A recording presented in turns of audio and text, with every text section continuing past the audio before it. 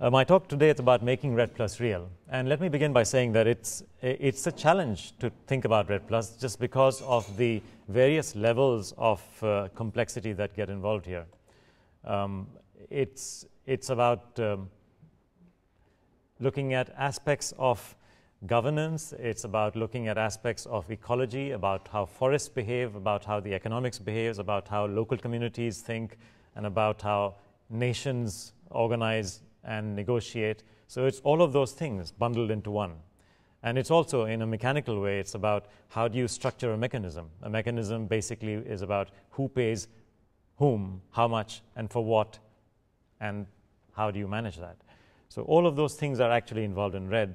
And I think that's no surprise that a friend of mine once described REDD+, and I was talking to him about it like I am with you. He said, my God, this must be a true intelligence test for humanity. Firstly, the opportunity. I think at a global scale, both the ecological and the economic dimensions of the opportunity are easy to gauge, because tropical forests do store a fourth of all terrestrial carbon, something like 550 gigatons out of the 2,000 gigatons that we have. Tropical forests are also already a mitigation engine. They are already capturing something like 15% of our total carbon dioxide emissions. And thirdly, of course, tropical forests are described as a source of emissions. Of course, the fact is it's our activity, it's the land use change and the degradation that is going on that is the real source of emissions. But measured in that way, tropical forests are something like 14% of the total emissions, total man-made emissions. There was a study done a few years back called the Eliash Review, and they made an estimate of the economic benefits of halving the rate of deforestation out to 2020. And their estimate was that the present value of policy actions which led to that halving would be of the order of $4 trillion in present value terms. So ecologically significant, economically sizable. I think at a global scale, you can always conveniently make the argument. But the problem is, what happens on a local scale? Because when we take it away from the global scale, and I'm skipping past for a reason the national and the provincial scales, when you bring it to the local scales, what you face is local communities. They are forest dwellers. They are forest dependents. This is their life. This is their home. And you're describing and deciding about what you want to do with their lives and homes. It's also about looking at it from perspectives other than carbon, because the forest is not just sticks of carbon. It's about recognizing that apart from the mitigation of climate, you also have biodiversity benefits, you also have freshwater benefits, you also have community livelihood benefits, which accrue in terms of non-timber forest products and in terms of just the sheer being of these communities in and around forest areas. And I always get a bit irked when these are described as co-benefits, because that kind of suggests that you're coming from a carbon perspective when you call everything else, including livelihoods, just a co-benefit. And the reality is that that term co-benefit has come out of the carbon world, has come out of the UNFCCC. So that is not that is the reason why it is being used. Then it's about recognizing that mitigation is not just about forests. Carbon in forests is part of an overall terrestrial carbon regime. And very often you have intertwined areas. You have areas where you have forest farm next to each other. And you have sometimes the same communities operating across both forests and farms. So on the one hand, if you like, to the left-hand side of this dividing line between the forest and the farm, you're saying, I will provide you value for mitigation in some way. And to the right-hand side, you're saying, I will not provide you value for mitigation, whereas their activities on the farming side, the same communities whom you wish to engage as stakeholders, their activities will make a huge difference. The kind of farming that they engage in does make a difference towards carbon storage and carbon sequestration.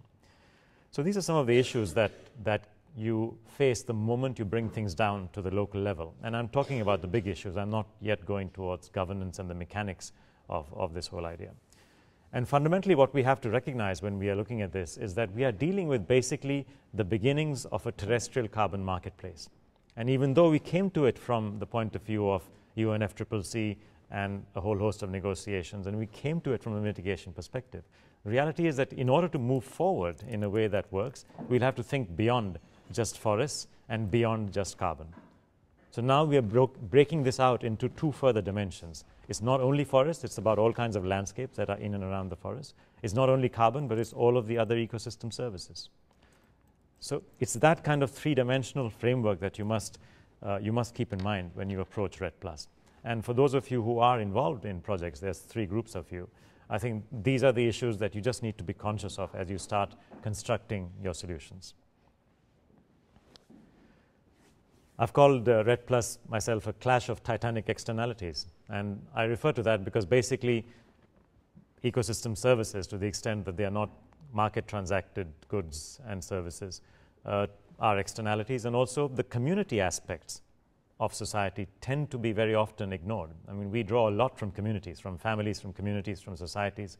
And the fabric of the community itself is a social asset. We don't recognize that. And when you come to REDD+, especially on the ground, that's what it's about. Because you're trying to address one massive externality, which is basically carbon emissions, by addressing another massive externalities, which is the role of the community and the value that it attaches to where it calls home and where it lives and how it operates within what is basically its home. So this is what I mean by a clash of titanic externalities. And of course, it is the ultimate intelligence test for humanity. If we can crack this, I think we can survive. Having said all that, despite all that, if you think back to Copenhagen, which was certainly to me a huge, a stressful time, both personally as well as professionally, it's the one thing, REDD+ was the one thing that actually survived that entire mess. Of course, we came out with a kind of basic plus USA memorandum out of Copenhagen, which kind of drifted its way forward, kind of. And then we came out with REDD+, actually being strengthened. In fact, it was reduced in length from a 7-page to a 4-pager, but it was in fact strengthened in the process of being reduced. And it was agreed upon, remarkably, by all of the nations, all of the same nations who just refused to sign on the dotted line for anything on the mainstream, in other words, the Annex 1 stream, in this side alley called the ad hoc working group for long-term cooperative action. I mean, just by the time you finish that, just think about the words. Ad hoc. Ad hoc means just ad hoc, right? It's not really important. Working group means it's just a working group. It's not the mainstream. For long-term cooperation, I mean, pigs can fly, long-term cooperation, things are like that. So it's quite an amazing thing that something classified in such a way could actually survive, but it did. And a second interesting feature of this is that around that time, a bit before and a bit after that time, there was a report published called the Global Redesign Initiative. Now, only a group of people who are corporate CEOs could be so proud as to think that they can design something globally, but they did. Sure enough, this was the World Economic Forum. So we had the Global Redesign Initiative published, and they identified, to praise them, I think they identified the cause of the problem, actually, while it was still happening. And they identified that as the lack of sufficient focus on prongs. What they said was that you need, in order to have anything that is truly global in context, it has to work both at the UN or the multinational level. It has to work also at the set of what they call prong 2, which is groups of countries with a commonality of interest and vision in moving forward something, both in this case from the buy side and the sell side. And thirdly, it's got to work on the basis of the private sector. So prong 1, the UN prong or national prong 2, groups of nations, and prong 3, corporates. And interestingly enough, even though the Annex 1 negotiations, in my opinion, and I agree with this, this Global Redesign Initiative report, failed because there wasn't sufficient addressing of prongs 2 and prongs 3.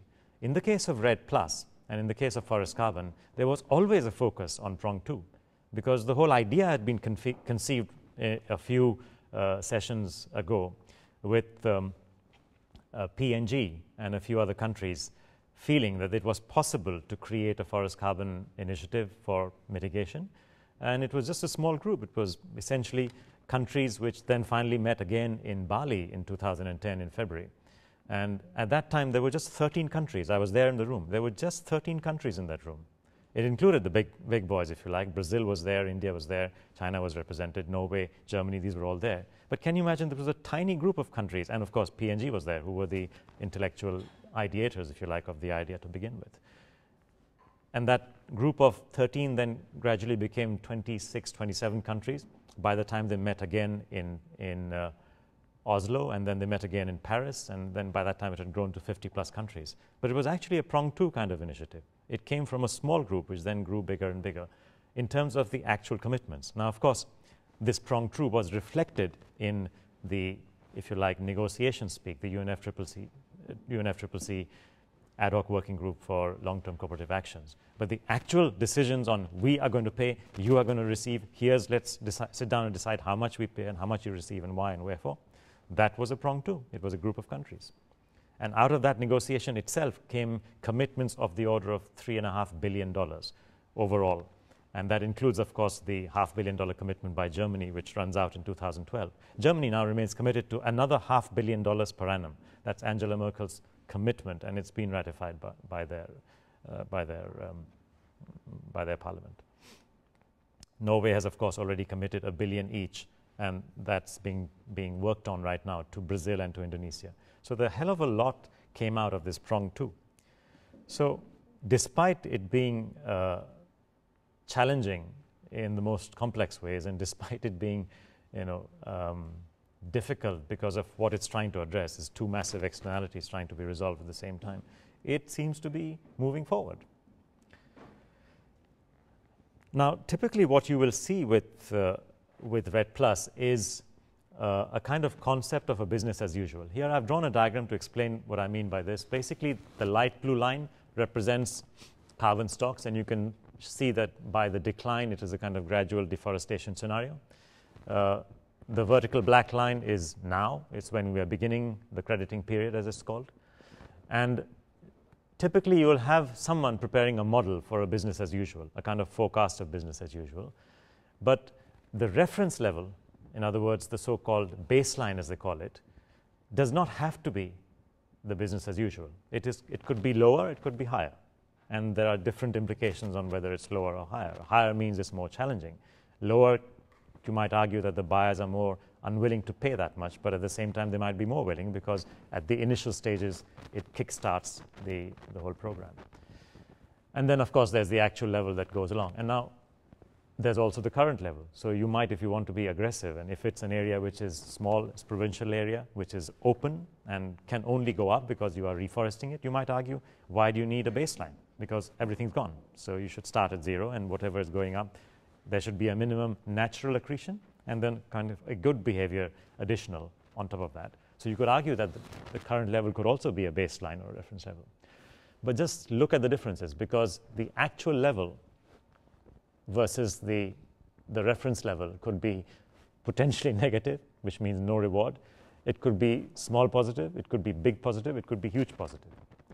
And there are literally, a study was done which showed that there are almost 2 orders of magnitude depending on how you set baselines based on some actual examples that were studied. So the reward and the performance actually depends a lot on these baselines. Now, one of the things that you would have noticed that in talking baselines, I haven't actually said at what scale, right? Is this at a national scale? Is it at a provincial scale? Or is it at a project scale? And that's deliberate, because the real answer is it could be at any of those scales, and I will come back to that when we talk about mechanism structuring. The complexities with REDD+ begin almost the moment you start defining what you mean. So thankfully, deforestation actually at least has a commonly accepted definition, which is in UNFCCC decisions. In other words, 192 nations have actually agreed how to define deforestation. You might laugh, but actually that's quite an achievement.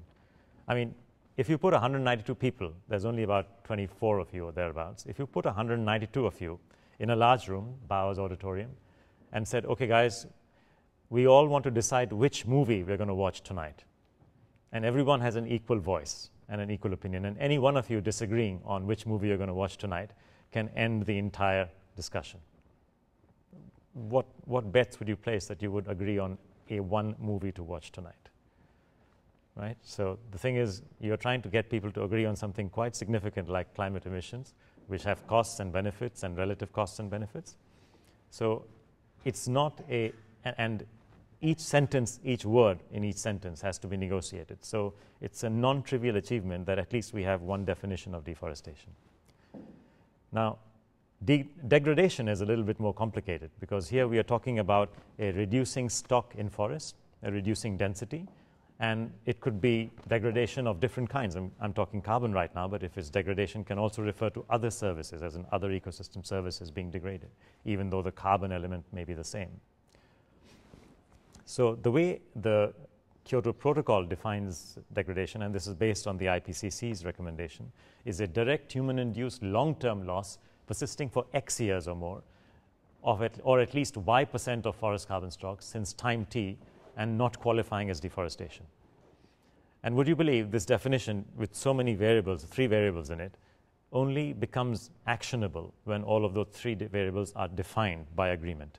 So all that's been agreed is actually a framework of a definition of degradation, which then has to come into practice based on assigning values to those variables. Complication 1, even by the definition, it is difficult. But going back to my previous diagram, notice what I've hinted here is, what is it about? This diagram is basically stocks. And that's the direction to start thinking about this. If you measure stocks at time 0 versus stocks at time 1, time 2, time end, whatever it is, then at least you know that doesn't matter whether that loss in stock or increase in stock has happened because of deforestation, which could be land use area-based, or degradation, which could be thinning out, but there is a loss of stock. Then the challenge is, let's measure the stock at these different times, and how do we do that? So here's how the whole process is approached within a UNFCCC context. And the inputs of the IPCC are quite critical, because there is a lot written on this for many, many years. The approach is basically estimate the actual emissions from a reference level, which I drew diagrammatically, and do that by making use of the IPCC's tiers. And tier 1 to 3 are basically different levels of direct measurement. In other words, tier 1 is where you don't know much about the location. You are using standardized factors based on the type of biome and the type of densities that you get in these various biomes. And you're using basically default values, if you like. Just think a computer program with default parameters. You're doing that, essentially. Tier 2 is where you have some idea of the location, but you're going about still using estimates. And tier 3 is actual direct measurement of stocks and density. Now, there are 2 aspects to this. The way that is measured is, you measure the area which is under land use, and it could be different kinds of land use. It could be dense forests, it could be degraded forests, and it could be other kinds, such as wetlands and agricultural lands and so on. And you measure changes in land use. And then you measure what are standard stock densities in these different kinds of land use. It could be standard if you're going at a tier 1, as in default value approach, or it could be actual measurements right down onto the ground if you're going all the way to tier 3. So there are different levels of effort required in measuring these, but they're all valid, by the way. So you can have an agreement based on tier 1 numbers, you can have an agreement based on tier 2 and tier 3. And when you think in terms of the 2 dimensions here, in other words, the changes in land use and the respective measures of stocks in the different kinds of land use, then you'll immediately think of the kind of errors that you can introduce, right? So you're doing this on a satellite basis. Maybe the technology is not good enough. Maybe there are errors in the technology. Maybe the interpretation of the land use is different. I'll give a small example. Do you know typically to what area most satellites can measure forests and plantations and stuff like that? Anyone has an idea as to what is your area, the minimum area down to which most satellite systems can measure? The pixel? Yeah, pixel size is how many square meters? 80. Sorry? 20 meters? Yeah, they in fact goes down even to 5 by 5. Goes down to 5 by 5, but typically people don't necessarily go to 5 by 5 because of the cost and density of that data. They will go to higher, 10 by 10, 20 by 20, 25 by 25, and so on. And you will see situations where grid sizes have been chosen, where it's actually difficult to differentiate between a plantation and a forest. Where if you have a plantation which is a dense plantation, differentiating that between a plantation and a forest becomes tough, and in those pixel sizes. So there are complications here in terms of the technology, and then there are differences due to interpretation and sometimes different different sets of measurements could be made using different levels of detail of pixel size. So that's just in terms of the land use.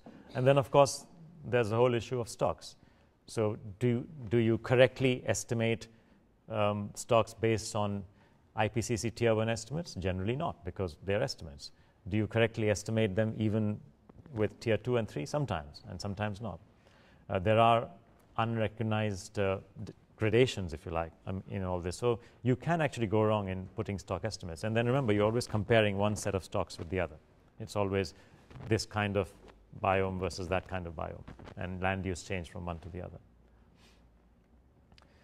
The technology of remote sensing has to be supplemented typically with some kind of measurements on the ground. So ground truthing has to be applied as well. You can't only do this on a pure satellite-based measurements.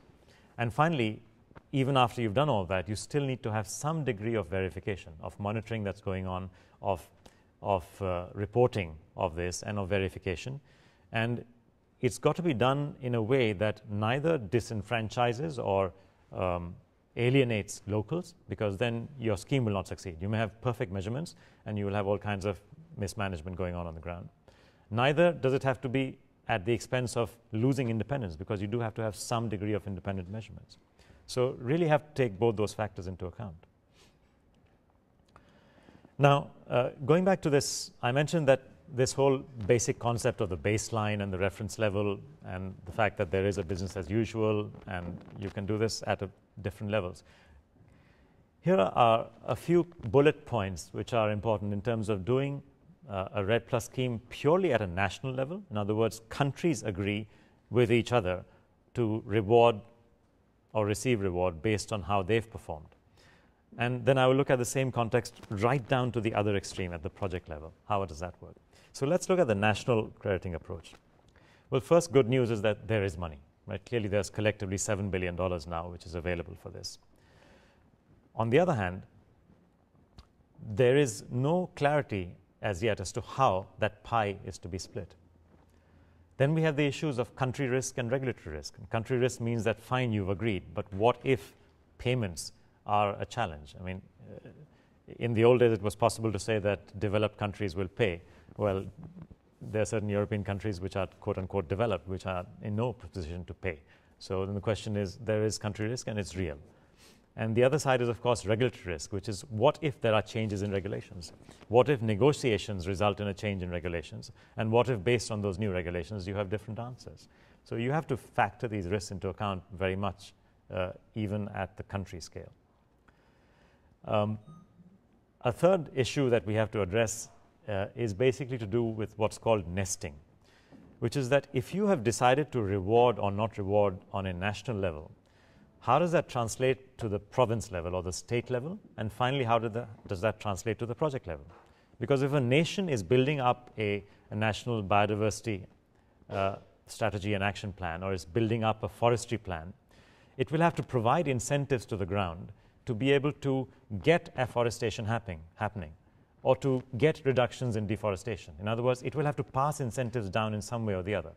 But without specifying how, it gets quite challenging. So you might find that if it's passed on incentives, or if it's created some degree of action on the ground, how do you ensure that that action is rewarded in years in which the country receives no reward? Because if there is no funding at the country level, it is a challenge. How will you actually reward things further down the ground? And then finally, and it's related to this, is that unless you have some form of price discovery taking place, some form of market action taking place, some form of engagement of private actors, how will you actually incentivize or disincentivize them? They are making trade-offs, they are making choices. There is a choice to deforest. It has certain economic values. What's the alternative? In what way are you framing that alternative? What's the price at which they will stop deforesting and do something else, as in abstain from deforesting? And further, what's the other price at which they will actually start engaging in afforesting? And remember, when we get down to the community level, it's the same people. It's the same communities, the same private landholders, it's the same groups on the ground who are involved here. And if we look at the project level, these other two issues are addressed. Certainly the inclusion issue is addressed, because you will include municipalities, cooperatives, forest concessionaries, private landholders, local community landholders, that's fine. You've covered that because you are taking it down to the project level. You're providing reward at the project level. And you're also creating a price signal because you're setting the price at a level which you believe as a counterpart is going to incentivize them to change behavior, as in deforestation stop or indeed afforestation start. So that bit is taken care of. But now you've created another problem, which is how do you ensure that by incentivizing behavior and creating market signals, you're actually achieving what you wanted in the first place. Sure, you've incentivized the community and possibly even the province, but how do you ensure that in the case of a community, all of them within a province are doing the same thing? In other words, there is no leakage, as in, yes, I'm looking after my area because I'm getting my REDD+ return, and I'm going to my neighborhood's plot, neighborhood forest, and picking up wood from there or deforesting that and feeding the lumber markets. How do you prevent that? And even if you assure that at a province level, how do you assure that at the country level? In a country, large countries like India, Brazil, etc., where there are 27, 30 states. So these are still issues. And then the question is, if you can't ensure that, and if you can't ensure additionality, as it's called, because of this leakage taking place, then why should the credits that you've generated from this be marketable at an international level? Why would any country in their right minds want to buy this? Because net, you've not achieved anything potentially. So these are the issues here. So typically what tends to be thought about, and that's something that is there in the reading that I've prescribed you, which is Harold Engelson's paper, we tend to think in terms of a composite. We tend to think in terms of a scheme where not only is the community engaged, but also the state and province, and also the nation. So there's some degree of sharing of the benefits that takes place along these three tiers. That creates the incentives for additionality to be achieved. And that has to be achieved through something called nesting, which I'll come to in a minute. But firstly, before I go to that, let's figure out what exactly are we talking about. What is being traded? Forest carbon, nice to say that. But just think of what all forest carbon consists of. It's the trees and forests above the ground. It's the root matter underneath the ground. The living above ground biomass and below ground biomass. It's the dead organic matter, that's basically wood, fallen logs, and so on and so forth. It's dead organic matter such as leaves and litter and so on. Then there's organic matter in the soil, which is being added to due to decomposting and so on, has been added to over time. And then finally, there's even harvested wood products, because if it's a plantation or if it's a forest which is open to sustainable management of forests, then you're creating presumably log cabins or presumably furniture, which is presumably not being burnt every day. So it's actually there. It's actually achieved some reasonable purpose in terms of sequestering carbon. So when we are talking about what we are trading, that's actually a very important and central question. Any marketplace, the first thing you decide is what's the commodity. And this commodity is a very complicated, in fact, it's hardly a commodity, as you can see. Its components are so many. Typically, what is being discussed these days is that you need to clearly state which one you're talking about. And typically, it's the two that I've highlighted. That is the living above ground biomass and the living below ground biomass that tend to be looked at as the key elements of forest carbon. And once again, depending on who is measuring, I've seen in Australia, for instance, and New Zealand, there are measures which go down all the way across. So they're measuring all aspects of forest carbon. But not every scheme in not every country has actually got a focus on all the aspects of forest carbon. And you just have to recognize that whatever you are creating by way of a mechanism is clearly defined and states what it's measuring. The second aspect, apart from defining what you are trading, is to define the mechanism. Because a trade, in other words, a promise to deliver something, as in reduced deforestation, and a promise in return for money, is just a promise. How do you ensure that it's actually delivered? Because the promise refers to a future date. Someone will have to measure. Someone will have to clear and settle this. And that's what clearing and settlement is basically about. Typically, this happens at what is called a settlement date, which could be some future date. And I'm using the example here, which is from the Munden project, which is quite nicely framed, which uses corn, and the other side of it is money. What exactly is corn? And what happens if you fail to deliver on that contract? Well, firstly, anyone want to suggest what exactly is corn? Has anyone seen how many varieties of corn? Does anyone know how many varieties of corn there are in Peru, for example? How many species of corn are in Peru? Any guesses? Yeah. 23. Higher. Yeah. Close. It's 52 different species of corn. So try defining a commodity when you say corn. Sounds easy, right? Corn is corn, right? But no, it's not as easy as that. So it takes an effort. So this is how the CBOT actually defines the corn contract. So basically it says corn is not any corn, it's yellow corn. And yellow corn is either yellow, which is kind of obvious, or it could be reddish, but we call it yellow because it looks yellowish. So it goes to that. And then it talks about the various qualities of corn. And this is all to define the contract. So there are 3 kinds of qualities, right? Where basically if the corn has a minimum weight per bushel of 56 grams or whatever it is, I think it's grams, and if its maximum heat damage is less than 0.1%, and if its maximum total damaged kernels in that bushel is less than 3%, and if the maximum broken and foreign material mixed in is less than 2%, then that's the highest quality. If it doesn't meet any of those criteria, but meets the next rung of criteria, then it becomes the next quality, and then the third quality, and so on. So there are actually 3 qualities. And there's a standard premium and discount. The contract is for the middle quantity, and there's a standard premium and discount for grade 1 and grade 3. So corn is easy, right? Corn is corn. This is how the contract is defined. So it's really important to fix what is it that you're trading. But relative to forests, corn is easy. Can you imagine trying to fix forest biomass? And that's the complexity here. So fixing the contract for forest biomass is a non-trivial exercise.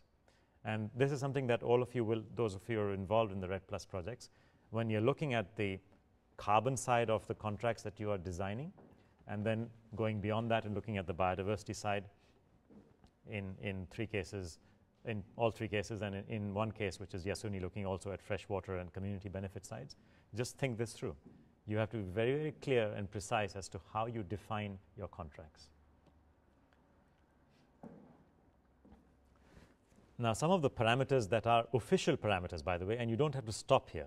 So some of the parameters that you will have to decide when you're designing your carbon contract in your specific REDD+ scheme are these 3 parameters. You'll have to decide what's the minimum forest area. We talked about pixel size representing 5 by 5 meters or 25 by 25 meters and so on. Well, you'll have to decide, like, what's your pixel size, so to speak. And what's been agreed within the UNFCCC context, once again, is a massive range. It's 0.05 to 1 hectares. So just to give you an idea, 1 hectare is a lot of area. You can kind of argue it's a small forest, but it's a decent holding. 0.05 hectares is 1/20th of a hectare. That's 10,000. Anyone know how much is that? 10,000 square meters divided by 20. So that's 500 square meters. That's about 20 by 25 meters. That's about 20 meters. That's about 25 meters. So technically, as per the UNFCCC, an area of trees, of forest, the size of Bauer Auditorium would classify as a forest. So this is the flexibility that is there officially in these in defining what is forest, right? Can you imagine how would you like to own a forest which is the size of the Bauer Auditorium? This is about 20 meters by 25 meters. Gives you an idea. Now, secondly, what about the height? That matters as well. So once again, the minimum height is what they're setting as to what qualifies as forest. It's between 2 and 5 meters. How high is 2 meters? It's about human height. Anyone been to South Africa, to the fynbos? So fynbos is basically a very thin, open kind of shrubland, I would call it really. And there are trees there which are fully grown trees which are this high. So you have to be careful what you're calling 2 meters. 2 meters is nothing if you've gone to the Yale forest, but 2 meters in the fynbos in South Africa is actually quite a tall tree. And a really tall tree, and except a giant would be like 3 meters high. It looked like this, and that's a big tree. So this sort of diversity is real, and you have to recognize where you are when you set these parameters. And finally, the crown cover, basically the amount of, if you like, area that from a satellite would appear to be covered. They define as between 10 and 30%. Now, obviously, if you're talking about Indonesia, as some of you are, in Sumatra, Kalimantan, and the third group of you is talking about Yasuni, I don't know how much canopy cover out there is, but I'd be astonished if it was less than 70%. So these are kind of theoretical, but just be aware that this is what we are talking about.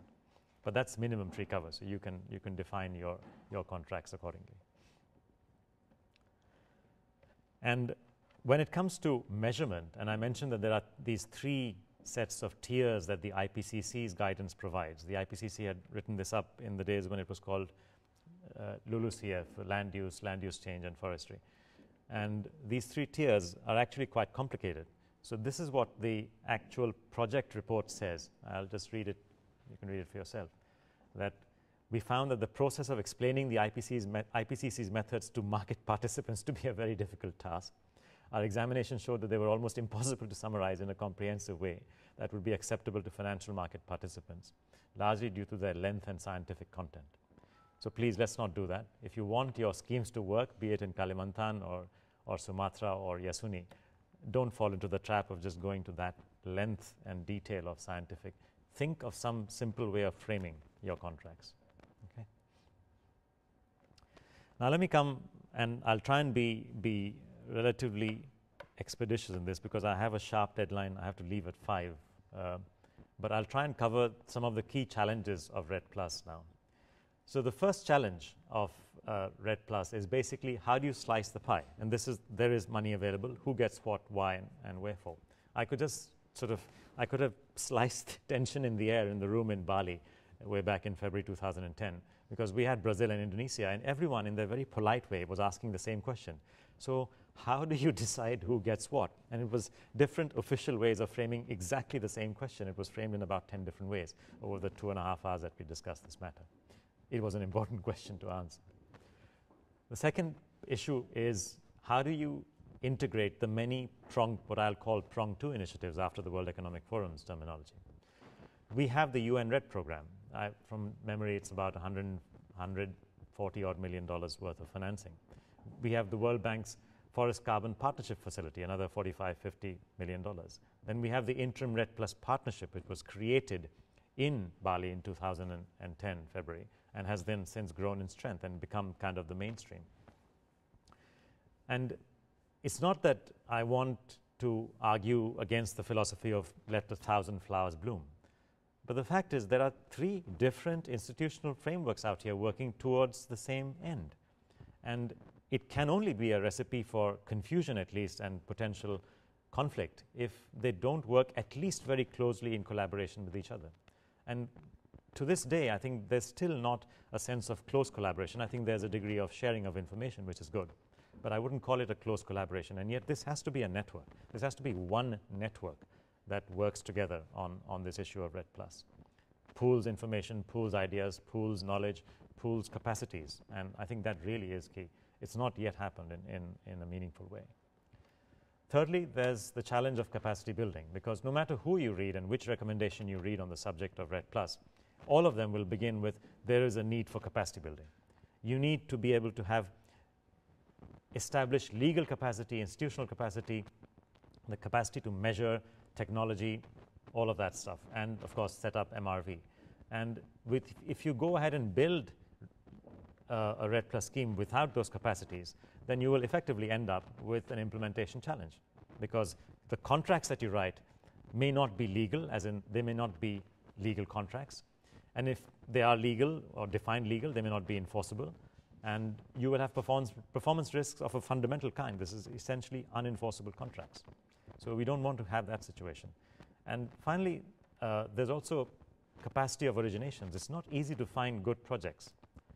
And finding them and then ensuring that there are people looking after them and managing them, that's a challenge. And last but not the least is political capacity. As in, how do you ensure that people actually believe this is a good thing to do? How do you ensure that local communities vote for the politicians who have gone in favor of saying we want REDD+ and not the other way around? And finally, I think, which is the heart of the problem, is how do you structure the mechanism for REDD+? To me, mechanism structuring for REDD+ is the real nub of the challenge, because what we've got so far is a broad framework approved by the UNFCCC, agreed definitions of what is deforestation and so on, and an agreed direction in which to go, including involving the local communities, and all that has been agreed. That is great. But what hasn't been agreed as yet, and the work that hasn't yet begun, is basically structuring a mechanism. And that's what needs to be done. So here are the aspects of that, which I'll go through in the next few minutes. Firstly, we've got to recognize what place this REDD Plus scheme has. Is it part of Kyoto? In other words, is it going to be part of the scheme that is Kyoto's successor, where some countries are paying, some are receiving, and this is just an element of that compliance that is being achieved on the side of those who are paying or receiving? Or is it something extra? In other words, if targets have been set at the national level, are REDD Plus targets, in other words, green carbon targets, going to be part of those, or are they additional to those? That's the first decision that has to be made. And that's a global scale decision. The second is, how do you involve countries in a meaningful way on both the buy side and the sell side? There are 25, 27 odd countries which have tropical forests, which are interested in involving themselves in a tropical forest carbon marketplace. And there are just a handful, literally, who are already committed, as in visibly committed, no matter whether Annex 1 works, doesn't work, no matter whether AWG, LTCA works or not. They're committed. They want to do this. They want to move forward. Norway, Germany, UK, etc. But how do you make this work for 192 countries? That's a non-trivial ask.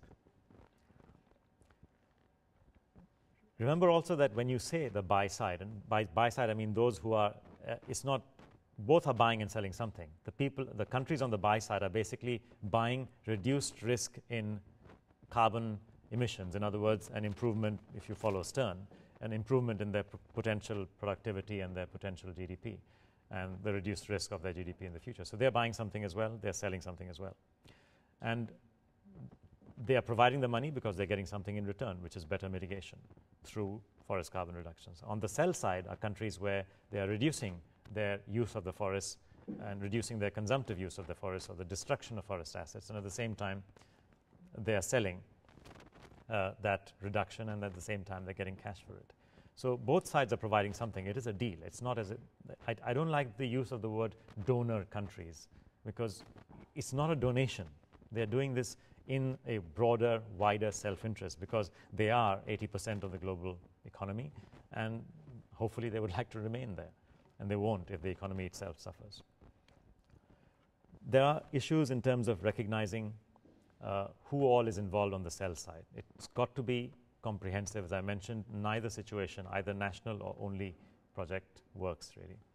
And finally, you have to recognize the rights of forest dwellers and forest dependents. And you have to address a whole host of what are actually politically quite difficult and also administratively quite complex challenges. And I'm going to make a list of these and spend a few moments going through each of these. So these are the key challenges for structuring a REDD Plus mechanism.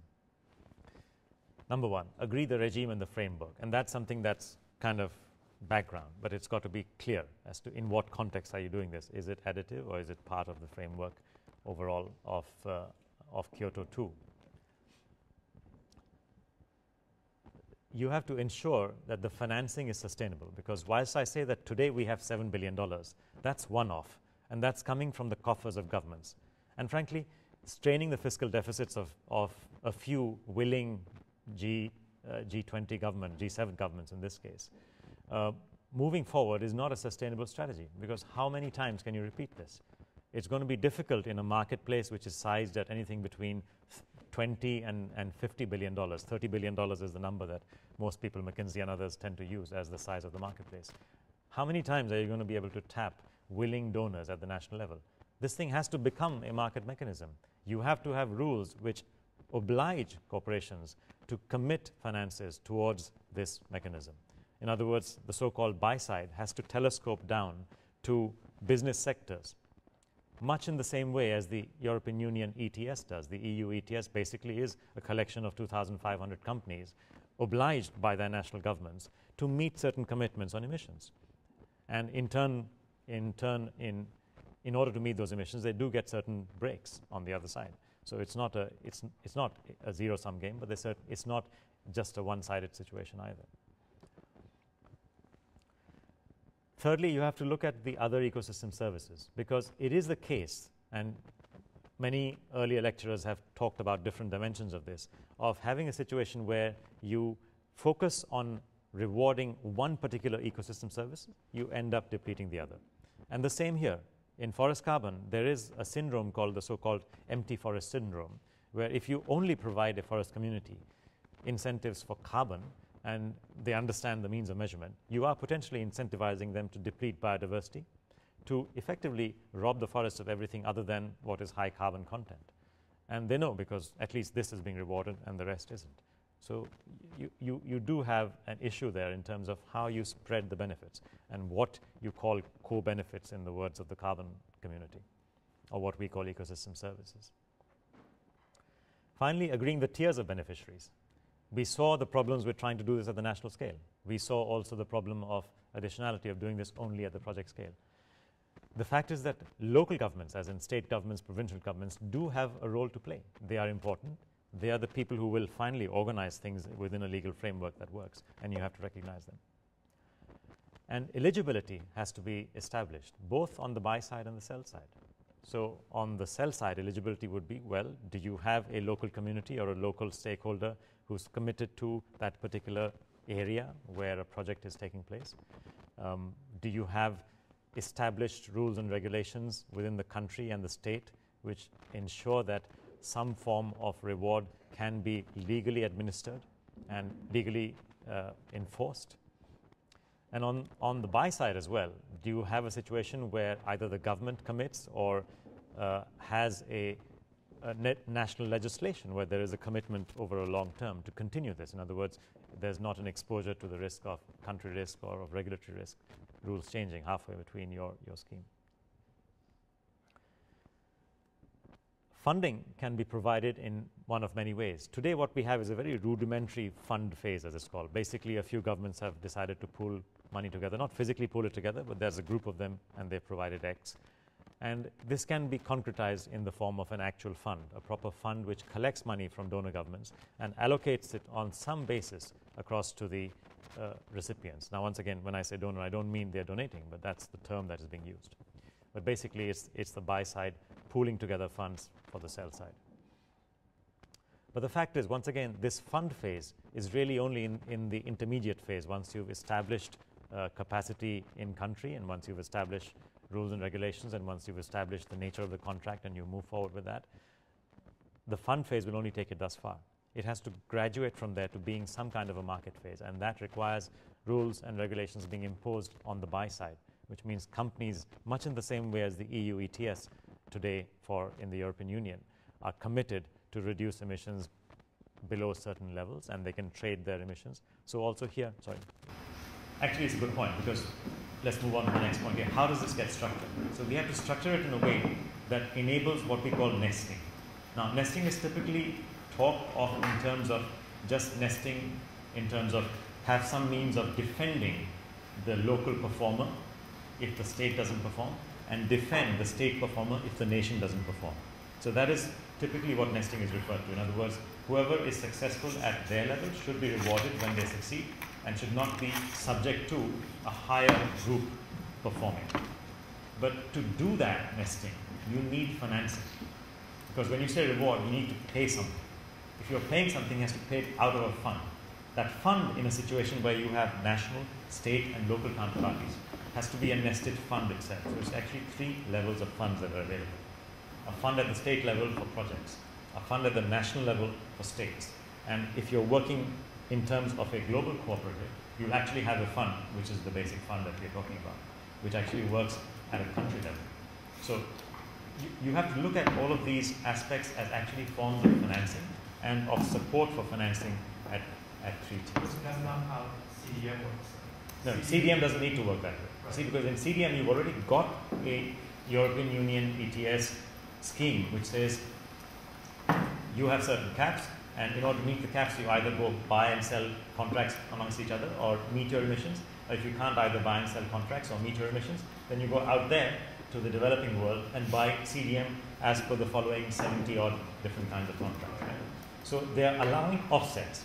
And offsets are a point of challenge when it comes to REDD+, and my argument, and the reason that they have been challenged is largely on moral and ethical grounds, because there are countries, Bolivia, Venezuela, and a few others, who say, well, firstly, they don't like REDD+, they challenge REDD+, and it was actually an executive action by the person in charge of this agreement, which finally put the gravel down. She said, I still remember that, we've heard Bolivia, we have consensus. Consensus is not unanimity. Those were her words when she said that.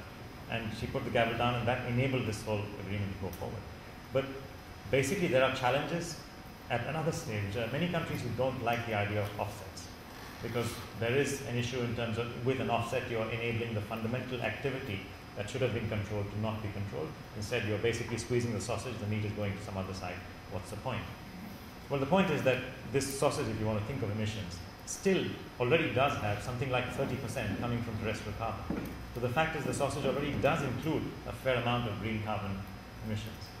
And it is okay to focus on the 66 or 70% which are brown carbon or energy and industry emissions, but you can't only focus there, because you won't achieve by ignoring the 30% that are non-industry and non-energy.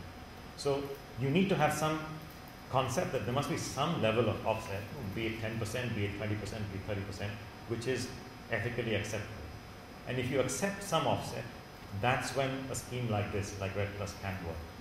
Because then you can follow the same framework, and Harold Engelson and a few others also believe the same. You can follow the same kind of framework as is being followed within CDM, because then you've suddenly permitted offsets. Where I differ from them is the fact that I feel today's CDM is part of a bigger problem, which is that the EU ETS has got limits which are too lenient. Basically, the caps in the European Union are too lenient, even though they're the first ones to have caps. But they've set them at too lenient a level, and the net result is that we have oversupply.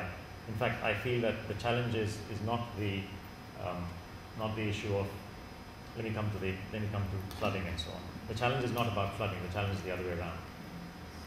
Sorry, I need to finish, so let me just finish and you can ask afterwards. Now, what do I mean by open architecture? The whole idea is that if you have a fund phase and it's moving at some point into a phase where there's a negotiation for contracts, you need to have some transparency and availability of information for price discovery, as in where did the last person transact. And I've talked about nesting, and I just want to close the discussion in the next few minutes by talking about what I call the four chimera. There are four issues which tend to get presented as issues, and they tend to absorb a lot of energy, but actually they're not real issues in my mind. So firstly, fungibility. There's always the argument that green carbon is not fungible with brown carbon or with normal carbon. And fine. As far as I'm concerned, for the last 33 odd years, we've had two major oil commodities. North Sea oil, that's Brent crude trading at the same time as WTI, West Texas Intermediate. They're both light sweet crudes. They've always traded with a spread between them, and they are both benchmarks. Not one energy trader or oil trader who's been in my team or otherwise has ever complained, oh my God, there's no fungibility. These contracts are not fungible. They're two forms of oil. They're both light sweet crudes. Just get used to it. Likewise, with carbon, there will be more than one kind of carbon. Let's get used to it. Stop complaining about lack of fungibility. So that's my point here. And by the way, the Brent versus WTI spread every now and again blows out of all proportions, because there's some kind of ground-based problem in Texas, which is where most of it is from. And the net result is that there is a blowout of the spread, but it's usually $1 or $2, and it comes back to $1 or $2. That's spread trading. It happens. Secondly, offsets. I've talked about the importance of offsets. There are issues still with some countries about offsets, but I think they need to be set aside. Some level of offset is appropriate. Can't be 0%, because that defeats the whole funding possibility of REDD+. And I agree that it can't be 100%, as was argued by some companies way back in the original Rio meeting, because that's taking it to the other extreme. The issue of flooding is largely a chimera, because the fear was in the European Commission at that time, and that's why there is still no linking directive between CDM and deforestation and the EU ETS. The fear was that somehow there'd be so much emission reduction contracts from forestry that they would flood the marketplace and the price would drop. The price has dropped, but the reason for that is not because it's being flooded by green carbon, but because it is too lenient, because there is too much supply and too little demand. Is the usual problem of inflation. And finally, there is this feeling that somehow the baselines must get negotiated in that typical closed room situation of 192 countries, as in there must be a set of negotiated baselines. And this, I think, contains, Jeff, the answer to your question, which is that I do not agree that there should be a negotiated baseline. In fact, I think that if you go for a negotiated baseline, you'll be forever trying to agree. What I think should be done is that you should create an open architecture structure where basically bilateral negotiations are possible between a Germany and a Norway on the one hand, and a state in India or a state in Brazil on the other, part of an overall ledger, which is recording every ticket, every deal that is being done is being clearly recorded and transparently recorded with a price, with a measurement baseline, so that the underlying contract that has been transacted has been clearly recorded right down to the detail, but made transparent. When you have that database gradually growing, basically the price discovery mechanism will begin to work. And yes, there will be many colors of green carbon. There will be many shades, because no one forest is the same as the other. No political context is the same as the other. That's the complexity, I think, that has to be addressed. And this is where those agreements that you mentioned in terms of having a national framework and having an international agreement, that's the nature of that agreement. You have to agree how rather than agree what. If you start dictating what, as in a standard contract across literally dozens of different biome types and dozens of different social and political contexts, I think we will fail. I think we can succeed if we recognize also that there are other dimensions to this, because agreeing the carbon side to it is just step one. The fact is that there are other things that you have to look at. And I will now come to very quickly in a few minutes, come to the two projects that are addressing biodiversity, if you like, the additional ecosystem service, and the one project that's addressing a whole host of other things, which is basically a landscape-based REDD Plus on Yasuni. Now, you can have a situation where a REDD Plus biodiversity premium is applied over and above the value of carbon. And it can, once again, be constructed based on an existing setup, which is working at the project level, the state level, and the national level. And you need to have a register at the national level. You need to have details recorded literally down to the contract level. And you need to have that transparency. Otherwise, the next contract does not know where to benchmark itself. There has to be a reference point. That price discovery has to be open. This is not an electronic marketplace. This will only become useful as a nascent marketplace if information is provided in detail, which is why you need to have that, what we call the REDD Plus register, literally recording the details going along. And remember, we're talking Indonesia, but the same would have to apply in a wider developing REDD Plus marketplace. So there is an argument, Jeff, your point, to have an international register where all of these are written down and compared and contrasted, so that the next transaction has the benefit of price discovery across the entire database of whatever is being transacted. Of course, it may be all different. It may yet be different, because the fact is the location is different, the performance is different, the governance situations are different, political risk is different, blah, blah, blah, everything is different. The price doesn't have to agree with anything else, but at least you need to have the information there so that the next price can be determined. There are existing systems. There is a CCB system which some like, some don't like. I'll just put that on record that the two of you who are looking at the Indonesia Kalimantan will need to examine the CCB standards and make up your own mind whether you wish to use them or not. And finally, I'll say this, that it is possible to strip the biodiversity premium, and this is not a new concept. I mean, every bond that's issued, which is a convertible bond, effectively is stripping out the equity option risk at the time that it is transacted. There are very few convertible bonds which actually mature as convertibles. Usually they have the bond sold off and the equity coupon goes separately. So in the same way, you can have a composite issuance of a REDD Plus premium ticket, and the carbon side goes to one group of buyers, which is basically in the carbon market, and the biodiversity side goes to another group of buyers, which is those who are more interested in the species conservation and biodiversity conservation aspects of forest conservation. So you can strip out the premium and think of that, because part of your projects is about finding out who are the buyers and also making a kind of assessment of who the buyers are.